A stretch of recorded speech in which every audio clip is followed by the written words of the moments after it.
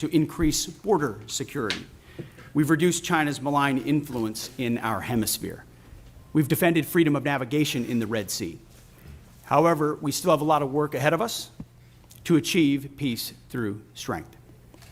To carry out the President's mission, we have three core priorities, as was mentioned: restore the warrior ethos, rebuild our military, and reestablish deterrence.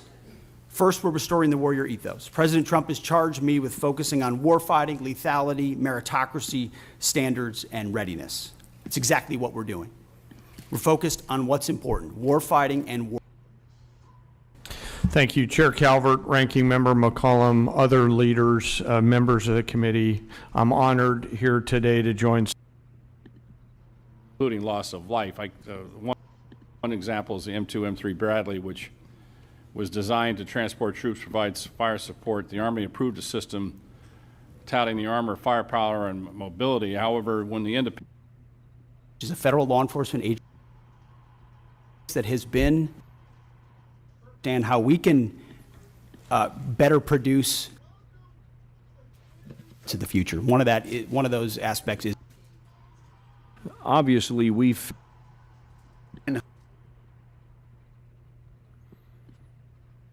reconciliation process. That's why it's never happened before in our nation's history. What else has never happened before was the Departments of Defense operating under a full-year continuing resolution. The CR was endorsed by President Trump, OMB Director Voigt, and you, Mr. Secretary. After enactment of the CR, the department had 45 days to submit a spend plan to Congress. In many cases, it ignored congressional intent. OMB has an obligation to get money to the services so that contracts can be executed in a timely fashion. But every defense company, from the smallest startup to the largest prime, has told me it is going too slow. Time and taxpayers' dollars are being wasted. Our national security is being put at risk because of the lag time. CRs are simply wasteful. But the point of this hearing is the President's fiscal 2026 budget request, and we don't have it. It was due in February. Today is June 10th.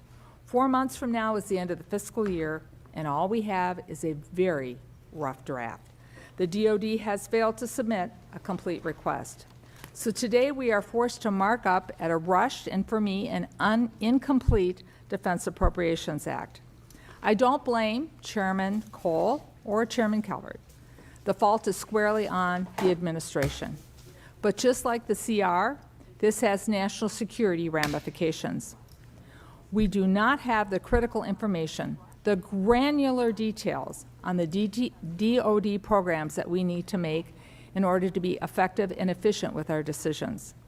The President proposes, Congress disposes, and that's how our government works.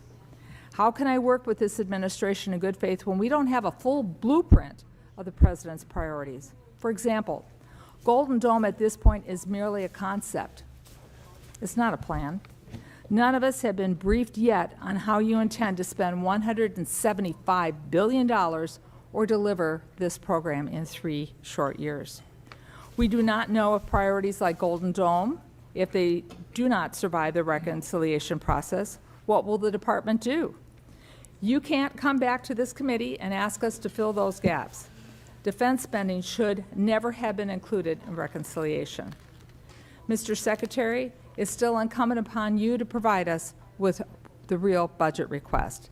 It's the only way to finish a full-year bill that will address DoD's complex issues.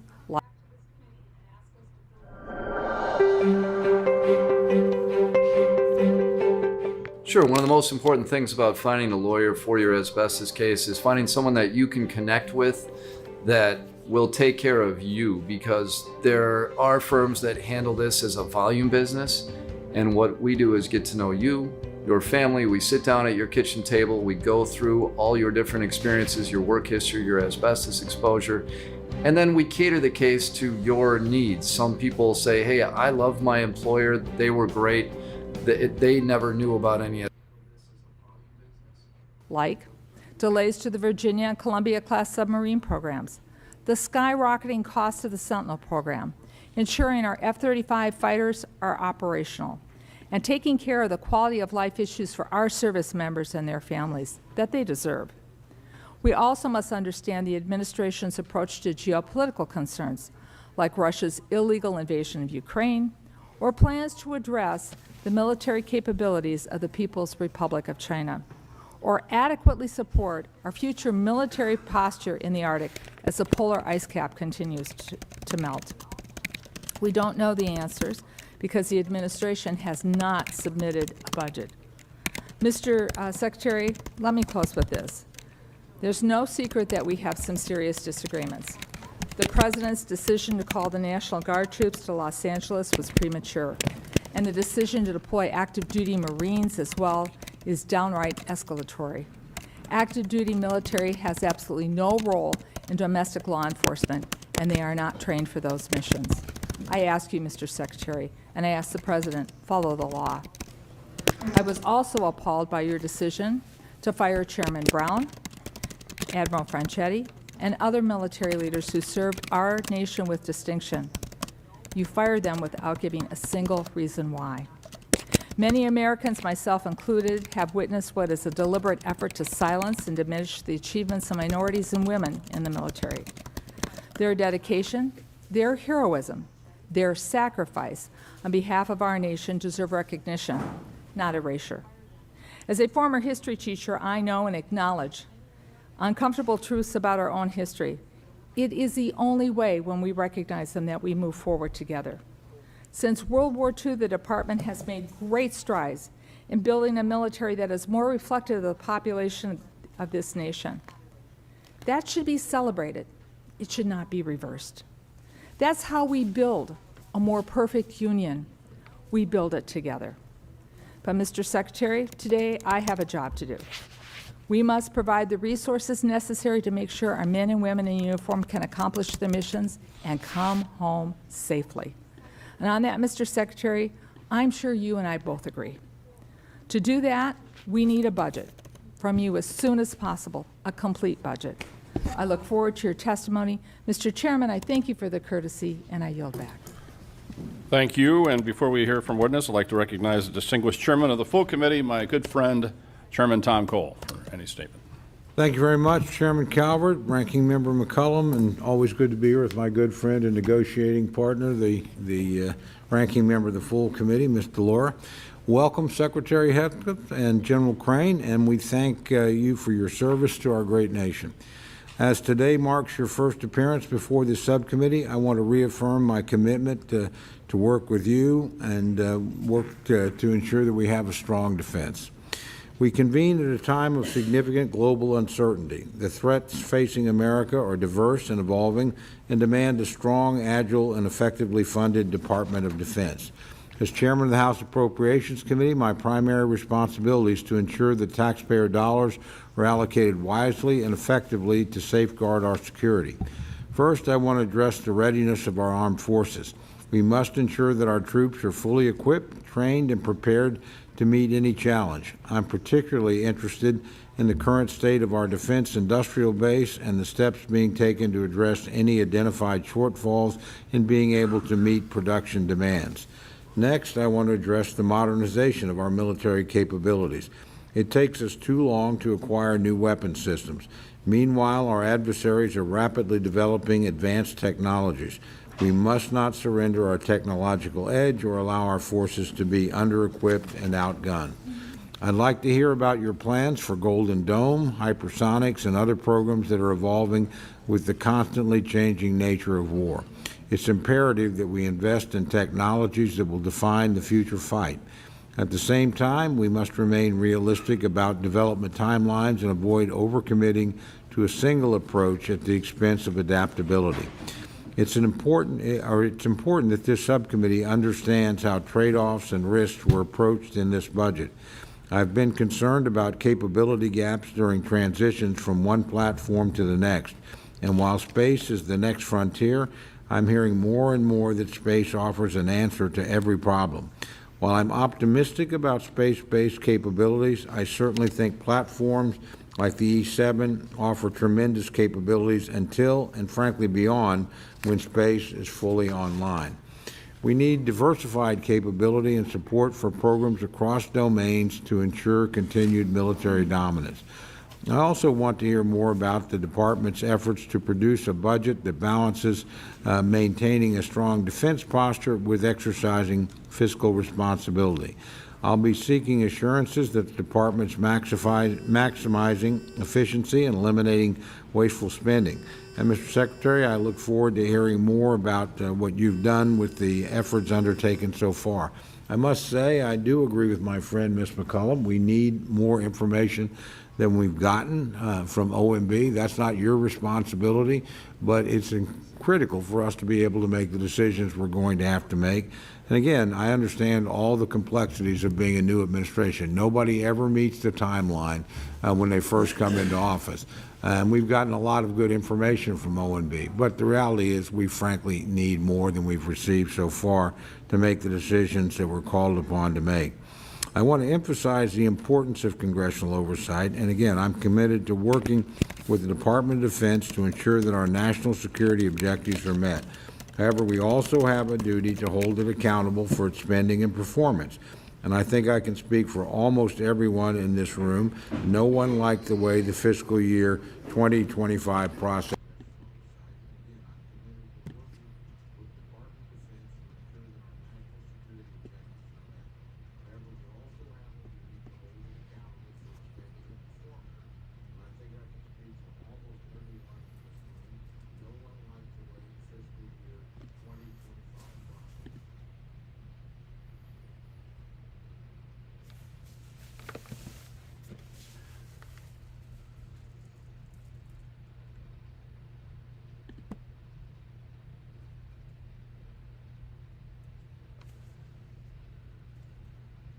Troops in our cities, masked federal agents all over the place, political prosecutions, all of this corruption. I know it can feel like the Republic is falling apart, but what I need you to hear is that the only way out of this spiral is to win in the midterm elections. That's the whole ballgame. And the Senate race in Georgia is the most important and competitive in the country. So please, this is something you can do right now that actually makes a difference. Chip in $10, chip in $20, do what you can. I appreciate your support.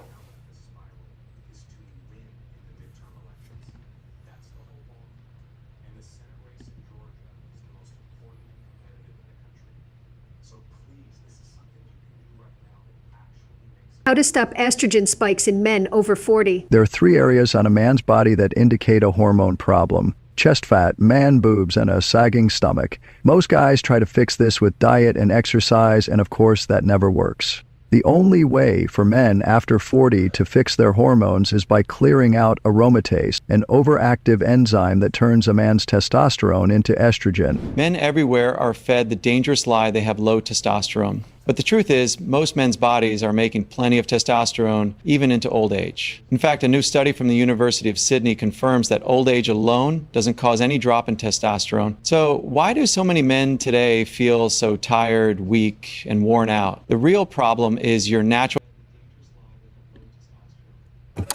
Thank you, Mr. Chairman. I appreciate that. And I'll start with 3 substantial notes of agreement. One, we do face an incredibly complex threat environment. We face Russia, China, Iran, North Korea, various other terrorist organizations working together against American interests in a way we have never seen.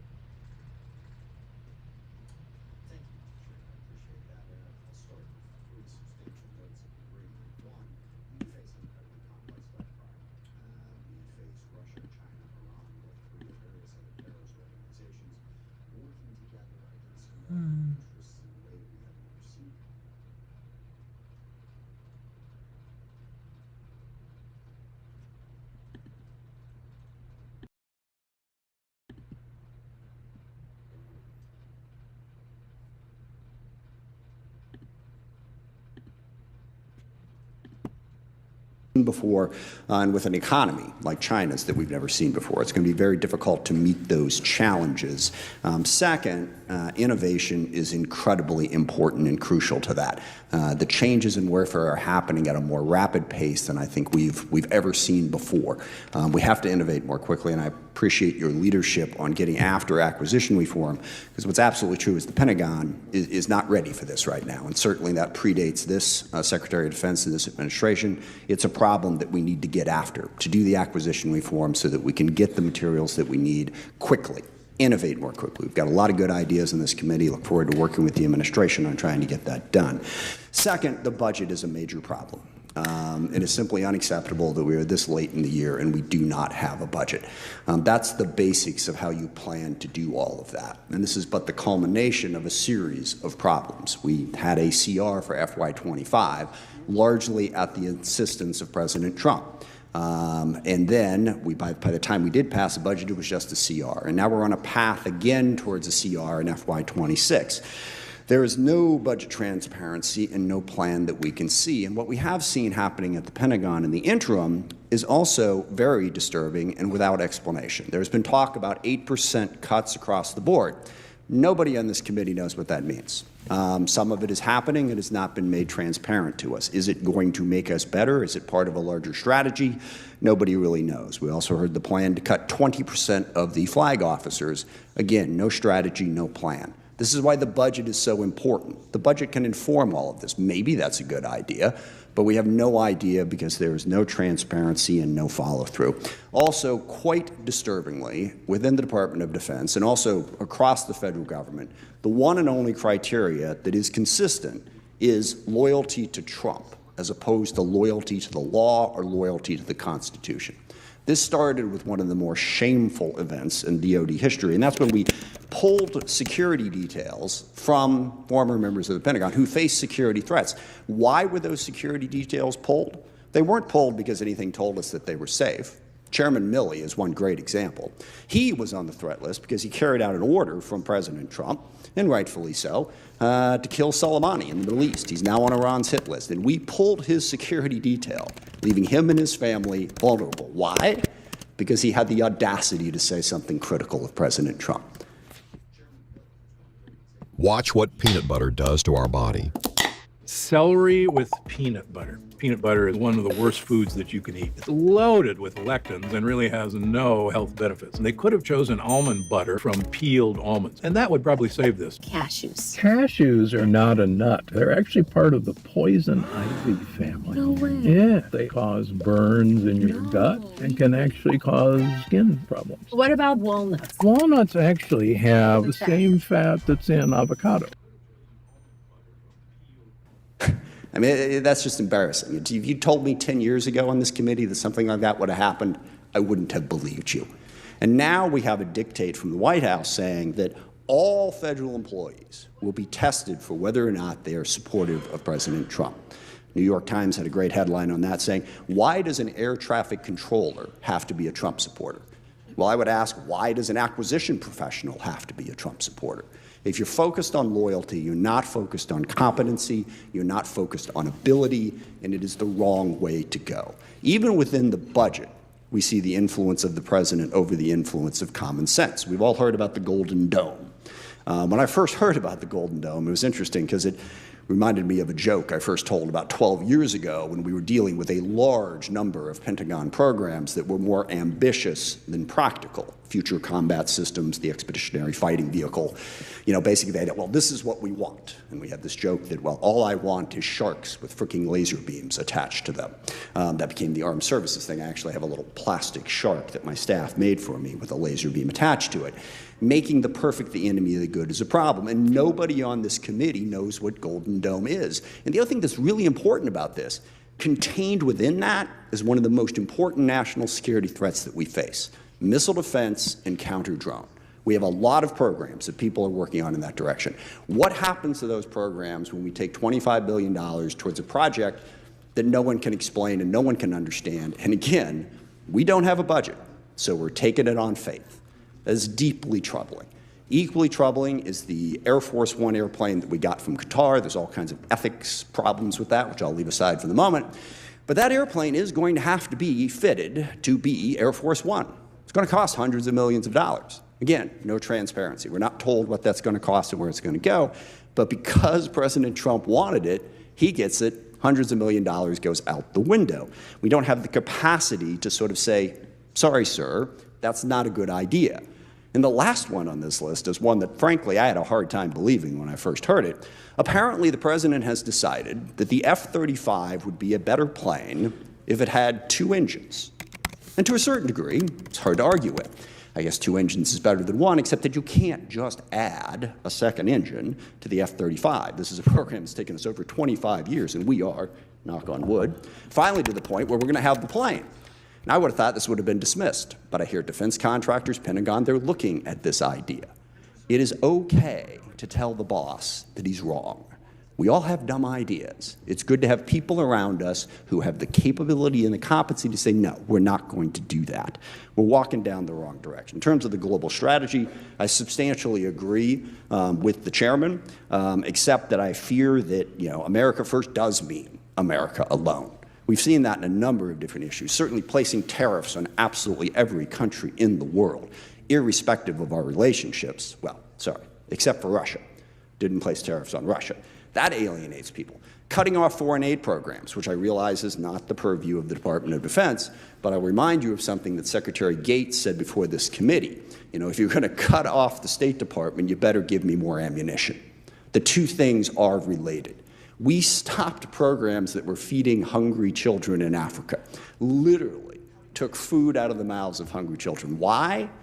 Apparently because there were a couple of USAID programs that supported LGBTQ programs. Now, why we didn't just cut those instead of cutting the ones that were feeding hungry children in Africa, I don't know, but that really sends the wrong message to the rest of the world. And the last one, and once we get to the Q&As, I would be curious to hear what the Secretary has to say about this. Threatening to use military force to invade Greenland and Panama. I don't believe the President has actually threatened military force against Canada just yet. He's just threatened to annex it. So Denmark, Canada, Panama, 3 peaceful nations that we are allies with, or were anyway. The message that sends to the rest of the world is one that the U.S. is purely in it for itself and does not care about the rest of the world. And this has implications. We're trying to stop China. We are in a global competition with China. We have built up excellent partnerships across Asia over the course of the last 6 or 7 years, in Australia, in Japan, in India, and the Philippines. Largely, that was because China exercised economic coercion. They went ballistic on Australia for daring to suggest that China could be more transparent about COVID, and Australia recalculated. Now we are the ones using economic coercion on our partners and allies and pushing them away. And this filters back over to Ukraine, where I am in violent agreement with the chairman about how important Ukraine is to our national security interests. And I also agree with the secretary. We need to get peace in Ukraine. Discover the 10-second honey trick to stop memory loss. The secret the billion-dollar industry doesn't want you to know. If you suffer from memory lapses, confusion, or brain fog, pay attention. You need to see this. This can change your life, just like it changed mine. I'm a woman who managed to get rid of dementia. And no, it wasn't by taking strong medications or doing crossword puzzles. Quite the opposite. I got access to a report that was taken down under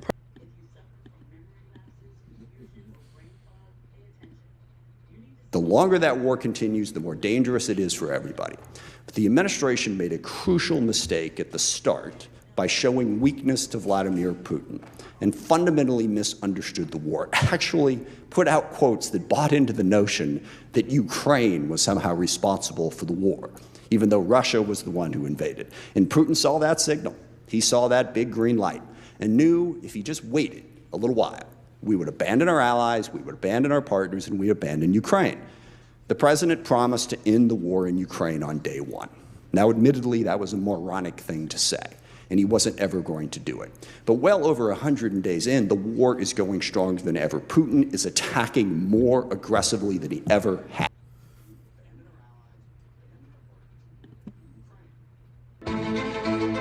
America's winning, winning, winning like never before. We got the hostages back. the most challenging breakthrough maybe ever. It's incredible. Thank you, Mr. President. Shutting the government is really what the Democratic Party wants to do, and I follow country, then party, and it's the wrong thing for the country in a period of chaos. I refuse to vote to shut our government down. I absolutely would love to have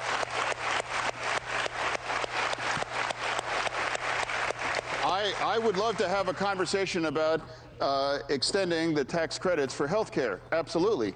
But I would remind everybody, too, this was designed by the Democratic Party to expire at the end of the year. This is not something taken from by the Republicans. They were designed to expire. Now let's have a conversation to extend it and not shut our government down, and let's continue to have Thune has already agreed to that. Well, I mean, that, you know that. Well, for me, I do believe Leader Thune is an honorable man, Yeah. and I do believe he's not extend. going to lie. I mean, you can't guarantee any outcome, but what I'm saying is that's talking about what's wrong for the country. I can't vote for thing. I can't vote to shutting our government down. I think that you guys have the right fight, but the tactics get in the way, and the absolutism gets in the way.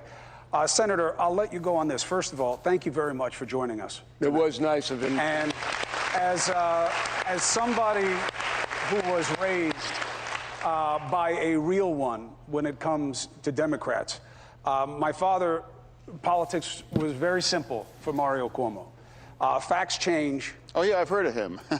Me too. The bridge. It's a bridge. I hear him in my mind all the time. Facts change. Principles do not.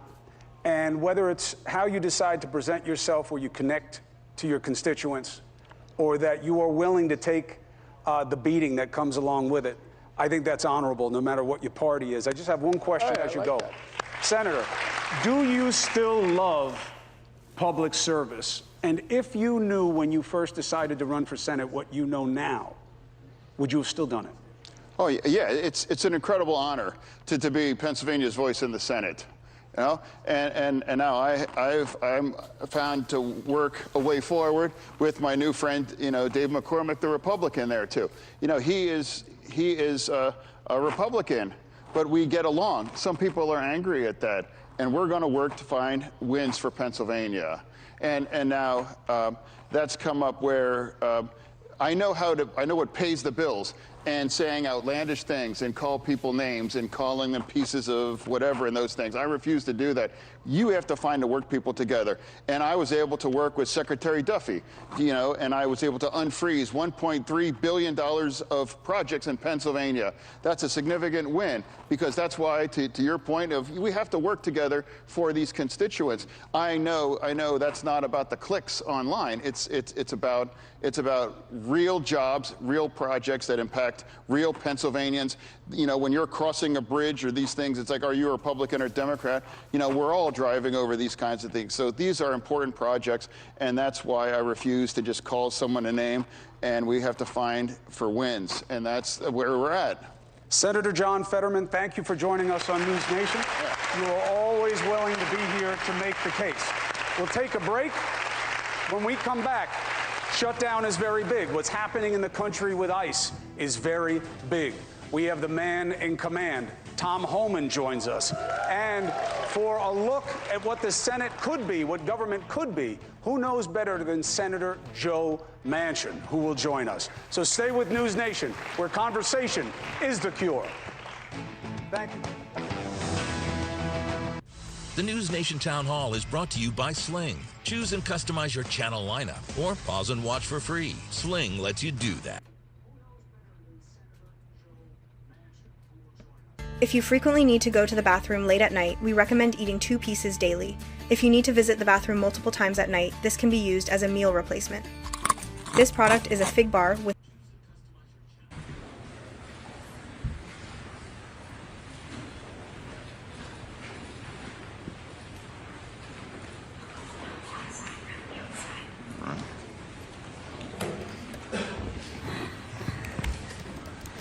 Well, good morning, everyone. Today, we'd be remiss if we did not make some remarks about the extraordinary historic moment, or many moments, that happened yesterday in Israel. The world's eyes are still fixed on Israel, where President Trump is welcoming home now the last of the hostages who've endured 2 years in Hamas captivity. I thought it was remarkable. I saw a video last night of one of the released hostages who made the point that as soon as the election was held in November in the United States, Hamas began to treat him and his fellow hostages much better. They fed them better, they respected them more, they changed the tone of how they treated them, they no longer spit upon them. As he said in his own words, elections have consequences. And he said or implied that the Hamas was counting on Kamala Harris to win and not President Donald J. Trump. But thankfully for the whole world, that didn't happen. And this is an historic moment. It deserves enormous credit and recognition on the world stage. It's truly, truly historic. For generations, we have aspired to peace in the Middle East, everyone around the world, and now President Trump has delivered it. I'm going to make an announcement today. It's the announcement in the U.S. that was made in the Knesset yesterday. I'm proud to tell you that together with my friend Speaker Ohana of the Israeli Knesset, the equivalent of our Congress, we're going to embark upon a project together to rally speakers and presidents of parliaments around the world so that we will jointly nominate President Donald J. Trump for next year's Nobel Peace Prize. No one has ever deserved that prize more, and that is an objective fact. As Speaker Ohana said before the Knesset yesterday, quote, "Whoever saves one life, it is though he has saved an entire world." That's what some of the rabbis there would say, some of the sages he noted would say. It's an indisputable fact that no president has undertaken the work of saving lives and pursuing peace with such determination and with such remarkable success as President Trump. And under his leadership, we are witnessing the dawn of a new golden age, not just for America, but for the entire free world. The world is changed by these actions and strong leadership. American strength is good for free people around the world, as we say always, and peace through strength is maintained. There will be more to share on this in the weeks ahead, but today marks the start of this effort that we'll embark upon together, this joint parliamentary project, and I'm honored to do it alongside our ally and my counterpart in Israel in leading that effort. Welcome to day 14 of the Democrat government shutdown.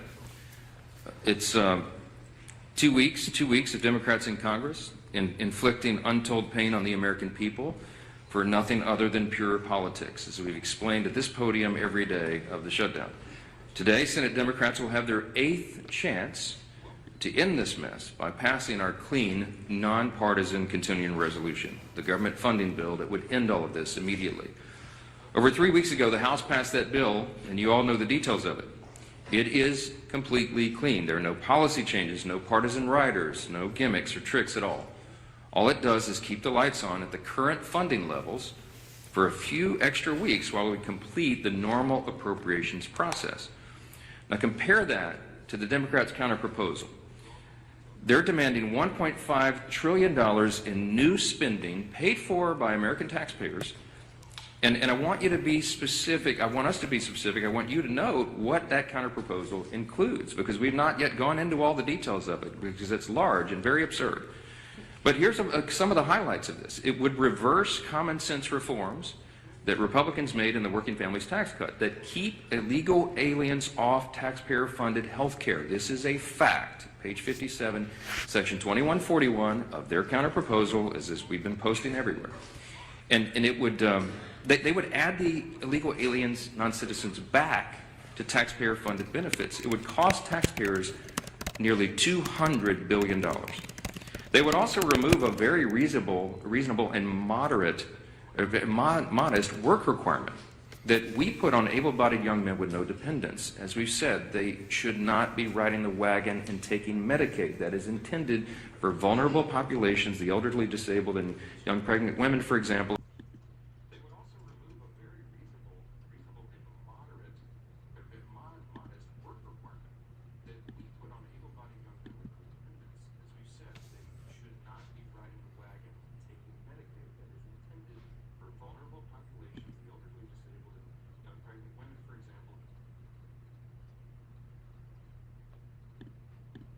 Men and women in uniform, Donald Trump does, and he made sure that they will get their pay. But there's still so many others that won't, because I've seen plenty of power banks over my 15 years of reviewing tech, but this Ridge one quickly became a favorite. So this, a 10,000 milliamp hour battery that's already this small, is pretty clutch, but it's also pretty loaded. Built-in braided USB-C cable and lightning cable for fast charging, that just makes sense. But it can also do wireless charging, and you better believe if it's an iPhone, it can also do MagSafe. And it also comes in 3 colors, matte black, matte olive, and, I guess perfect for the new iPhone 17 Pro color, Basecamp orange. And yes, in case you're wondering, I could also do wired and wireless. because of Chuck Schumer's shutdown. This madness has to end. It is time for this shutdown to end. Chuck, don't wait for some mad march on the mall. Don't wait for some pats on the back for radical leftists who just want to hate America every single day because Donald Trump is in the White House. They can't celebrate the release of hostages because of the guy who achieved that release. That's a twisted small segment of our society. The rest of America is celebrating. The rest of America is proud of what we're achieving. And there's so much more that this great country can achieve if Chuck Schumer just got out of the way. Just stop blocking the progress that most Americans cherish, want, deserve.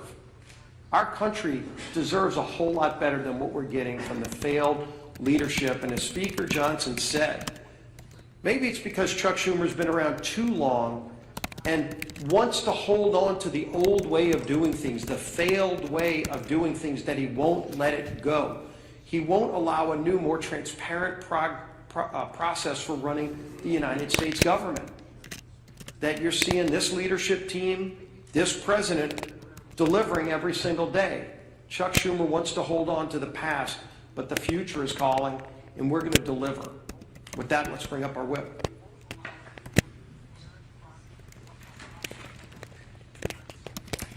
As the Speaker noted, today should be a day of celebration. President Trump achieved a historic peace deal in the Middle East. The last living hostages held in captivity by Hamas have been returned with their families, reunited with their families. Yet, we're all here today marking day 14 of the Democrat shutdown. And to make matters even worse, if the Democrats had things their way, this would also mark the first week that our troops would not receive their paychecks. But thanks to the leadership of our Commander-in-Chief, President Trump, members of the military and their families will not be used as pawns in Chuck Schumer's shutdown game. Come tomorrow, our troops will get paid. But the consequences of the Democrat shutdown are real. And unfortunately, they're only just getting started. OMB has already been forced to lay off its first round of federal workers. It doesn't have to be this way. Chuck Schumer, if you open the government today, this would end. If the Democrat shutdown continues, though, more Americans won't see a paycheck at the end of this month. Benefits like SNAP will be put at risk. Airports will be flooded with flight cancellations and delays amid the busiest time to travel all year. And the list goes on and on. Why? Because Chuck Schumer and the Democrats would rather cater to the pro-terrorist wing of their party than to reopen our government. We've said it from this podium, it feels like 1,000,000 times, and we'll say it again. Republicans have done our job. We have a nonpartisan clean CR ready in the Senate to be sent to President Trump's desk immediately, tonight, if they will pass it. We only need 5 Senate Democrats to break ranks with Chuck Schumer, vote for the same CR that they supported just 6 months ago, and reopen the government for the people they were elected to serve. But they have refused to do so 7 times and counting. And each time that they do, hardworking Americans are forced to pay the price. Our message to Senate Democrats today is the same message we've been saying since September 19th. Stop the political games, pass our clean CR, and reopen the government today. With that, I turn it over to our conference chair, Lisa McClain. Well, good morning, everybody. Thank you for being here. And like my leadership team behind me said, it is a glorious day. Think of what happened yesterday. Just imagine for one moment you are a family member of one of the 20 hostages that were released. I mean, think of how that had to make you feel. We all watched it on TV, right? Joy, exuberation. I mean, there were tears of joy. There was relief. There was peace. And that was done because of our president, Donald Trump, put politics aside and said, I am going to stand up for the people. And he brought peace in the Middle East. He talked about it, yes, but yesterday he did it. And actions speak louder than words. He said enough of the political games, and I'm actually going to do what's right. Now compare and contrast that to what's going on today. Chuck Schumer and the Democrats are putting politics over people. So instead of it being a joyous day that we celebrate, here we are in another government shutdown, 14 days in the making. And why? Just ask yourself why. It's clean, no gimmicks. It's absolutely clean. Nuts at night, wrong or right? Cashews. Cashews are not a nut. They're actually part of the poison ivy.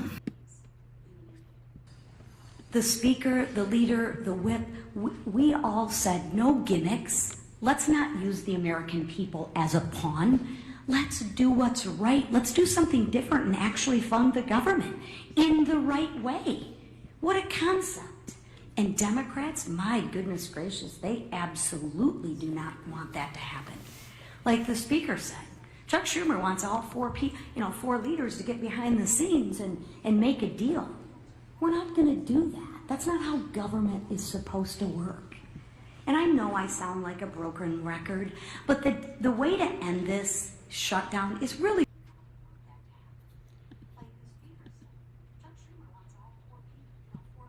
The Republicans voted to keep the government open. Call your Democratic senators. They're voting to keep it shut, not us. So when you ask what negotiation, there's nothing to negotiate. We already passed, we said yes, right? Democrats won't do it. They'd rather please their radical base than put America first.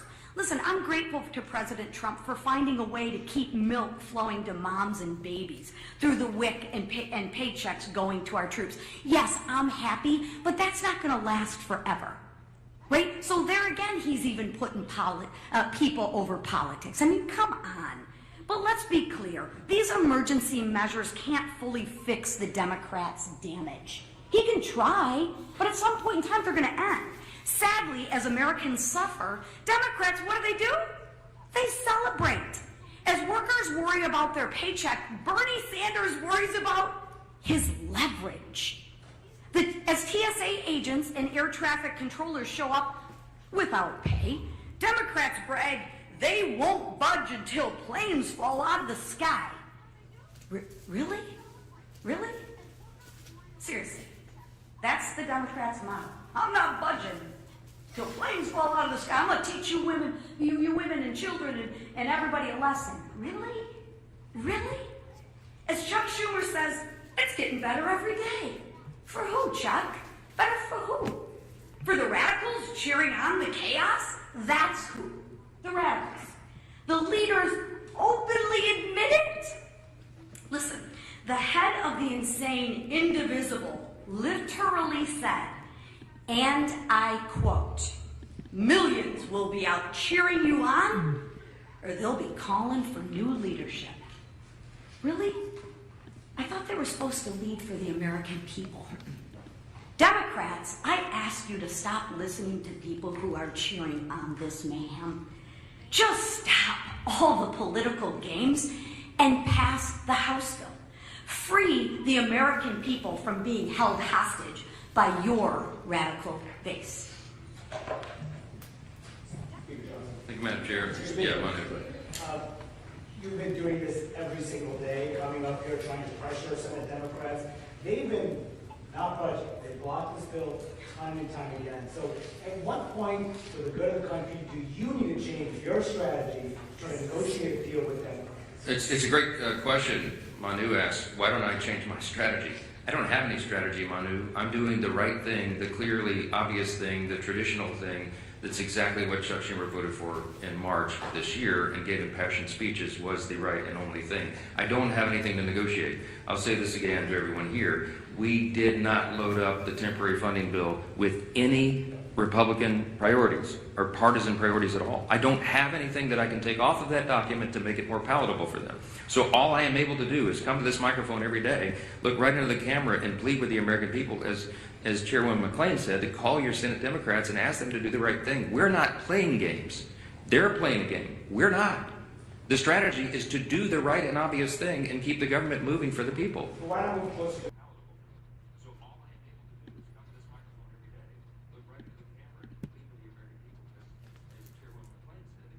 Hey y'all, it's James Tallarico, and I'm asking you to become a founding donor of my campaign for the U.S. And we've explained this very clearly.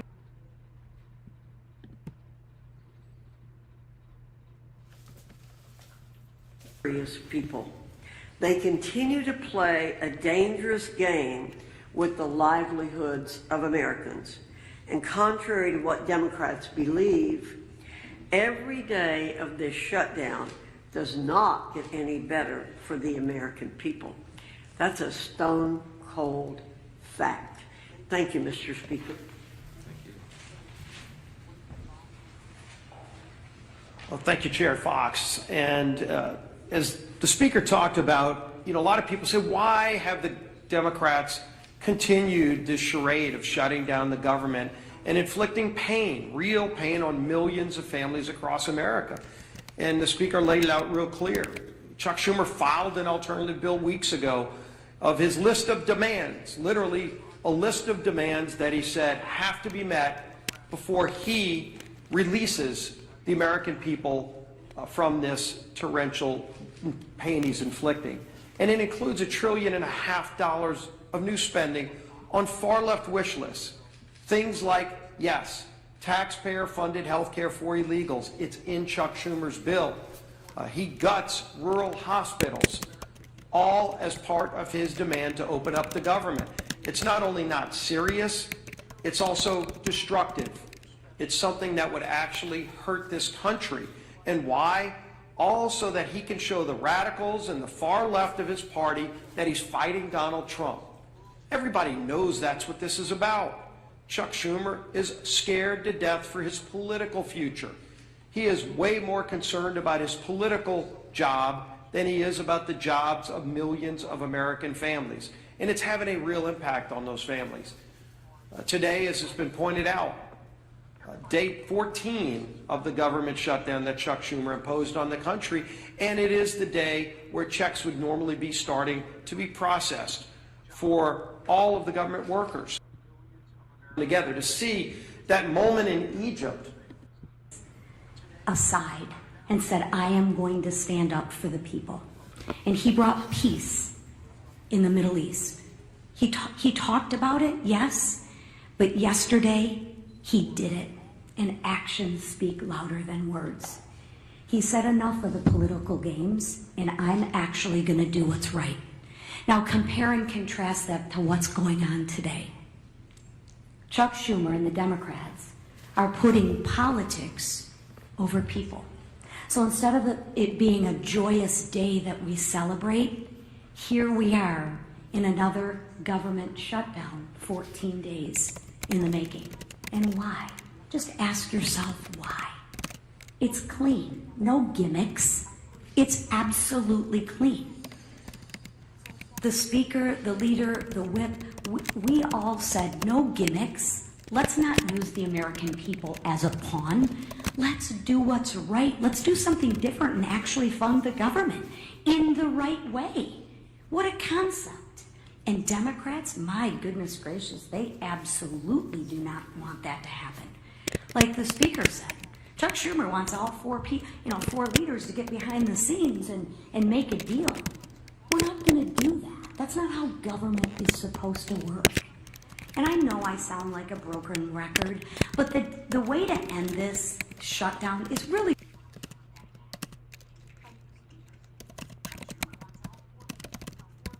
The Republicans voted to keep the government open. Call your Democratic senators. They're voting to keep it shut, not us. So when you ask what negotiation, there's nothing to negotiate. We already passed, we said yes, right? Democrats won't do it. They'd rather please their radical base than put America first. Listen, I'm grateful to President Trump for finding a way to keep milk flowing to moms and babies through the WIC and paychecks going to our troops. Yes, I'm happy, but that's not going to last forever, right? So there again, he's even putting people over politics. I mean, come on. But let's be clear. These emergency measures can't fully fix the Democrats' damage. He can try, but at some point in time, they're going to end. Sadly, as Americans suffer, Democrats, what do? They celebrate. As workers worry about their paycheck, Bernie Sanders worries about his leverage. As TSA agents and air traffic controllers show up without pay, Democrats brag they won't budge until planes fall out of the sky. Really? Really? Seriously. That's the Democrats' motto. I'm not budging till planes fall out of the sky. I'm going to teach you women, you women and children and everybody a lesson. Really? Really? As Chuck Schumer says, it's getting better every day. For who, Chuck? Better for who? For the radicals cheering on the chaos? That's who. The radicals. The leaders openly admit it. Listen, the head of the insane indivisible literally said, and I quote, "Millions will be out cheering you on, or they'll be calling for new leadership." Really? I thought they were supposed to lead for the American people. Your $200 puffer keeps you warm at the coffee shop. But as soon as you step outside, you're left looking like a stack of wet tires. You need the new 340 GSM military-grade bearskin hoodie to get comfortable in the wild. It's the ultimate 10-pocket tactical hoodie that blocks wind, repels rain, and regulates heat for incredible comfort wherever you are. It's the only winter hoodie that's built for working, fishing, hunting, camping, or conquering foreign lands. Thousands of men around the world already love wearing the bearskin hoodie instead of their regular hoodies. With over 21,000 5-star reviews on Trustpilot. Plus, now you can attach the new Heavy Storm rain jacket to the inside of the hoodie for an instant 10,000 millimeter waterproof layer that blocks the rain double time. Finally, a functional hoodie you can actually take outside and customize to make it yours. You're seeing this video because we want to offer you 60% off the bearskin hoodie with fast and free delivery from our Kentucky warehouse. And you may not see this video again, so click the button below. Democrats, I ask you to stop listening to people who are cheering on this mayhem. Just stop all the political games and pass the House bill. Free the American people from being held hostage by your radical base. Thank you, Madam Chair. Yeah, Manu. You've been doing this every single day, coming up here trying to pressure Senate Democrats.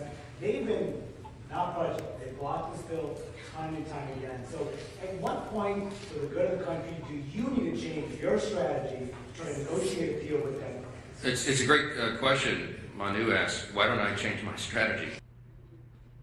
Mr. President, we're 7 days deep into a government shutdown. What a ridiculous waste of time. What a painful, ridiculous waste of time for the nation. I can't tell you how frustrating it is because I've been here long enough now to be able to see what the negotiations look like. Let me tell you what it just looks like for the last few years even. Let's go back just through the Biden administration. every single end of September, as we approached the deadline for government funding, this body had a conversation. Do we want to remain open and continue negotiating, or do we want to shut down? And every single time during the Biden administration, this body said it's harmful to the American people and to federal workers to have a shutdown. Let's keep things open and continue to be able to negotiate. So the end of every September, which is the end of our fiscal year, this body voted to keep the government open and to continue to negotiate. But what happens when the Trump administration comes? Well, during the Trump administration, Democrats have determined that they want to show they're fighting and raging, they're the resistance against President Trump, and so they've determined the best way to do that is just to be able to shut the government down. The same effect happens